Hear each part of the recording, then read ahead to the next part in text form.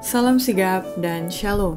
Renungan kita pada hari ini, Sabtu 27 November 2021, berjudul Pandanglah Kristus meleburlah dengan gambarnya. Ayat intinya terdapat di dalam Yohanes 1 ayat 14. Firman itu telah menjadi manusia dan diam di antara kita, dan kita telah melihat kemuliaannya, yaitu kemuliaan yang diberikan kepadanya sebagai anak tunggal Bapa, penuh kasih karunia dan kebenaran. Pena Inspirasi menuliskan yang dimaksud dengan judul renungan kita pagi ini, Pandanglah Kristus, meleburlah dengan gambarnya, sebagai petunjuk bagi kita membuat kemajuan yang tetap dengan Allah adalah sebagai berikut. Pertama, alasan pandanglah Kristus dan meleburlah dengan gambarnya, karena nilai orang Kristen tidak tergantung pada talenta-talenta yang cemerlang, kelahiran yang mulia, kekuasaan yang menakjubkan, tetapi oleh hati yang bersih.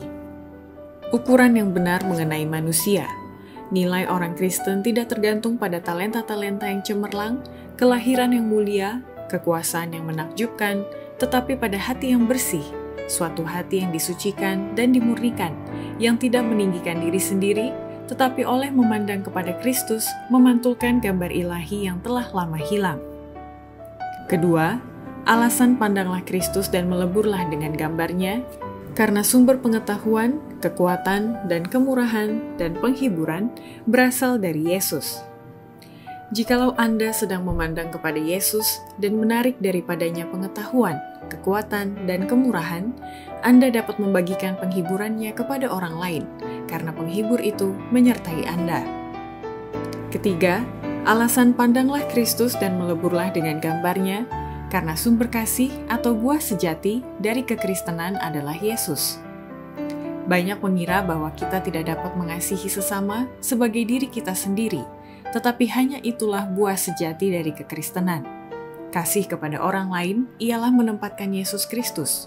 Itu adalah berjalan dan bekerja bersama dunia dalam pandangan. Dengan demikian, kita tetap memandang kepada Yesus yang memimpin dan menyempurnakan iman kita. Keempat, alasan pandanglah Kristus dan meleburlah dengan gambarnya, karena Yesus adalah tabib agung, sumber penyembuhan segala macam penyakit. Setiap orang Kristen yang sungguh-sungguh menyembah Yesus selaku tabib jiwa yang sejati, bila mana dia berdiri di samping tempat tidur yang tersiksa rasa sakit, akan banyak yang sembuh, bukan hanya bertobat. Jika melalui pelayan yang bijaksana, pasien itu diajak menyerahkan dirinya kepada Yesus, mengarahkan pikirannya untuk menuruti kehendak Allah, maka akan diperoleh kemenangan gemilang.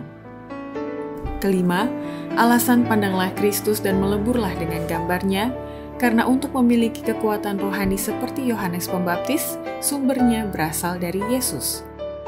Agar kita sanggup menyampaikan suatu pekabaran seperti yang dilakukan Yohanes Pembaptis, maka kita harus mempunyai pengalaman rohani yang sama seperti yang dialaminya. Pekerjaan yang sama harus dikerjakan dalam diri kita. Kita harus memandang Allah, dan dalam memandang kepadanya, kita kehilangan pandangan akan diri sendiri. Demikianlah renungan kita pada hari ini. Kiranya Tuhan memberkati kita semua.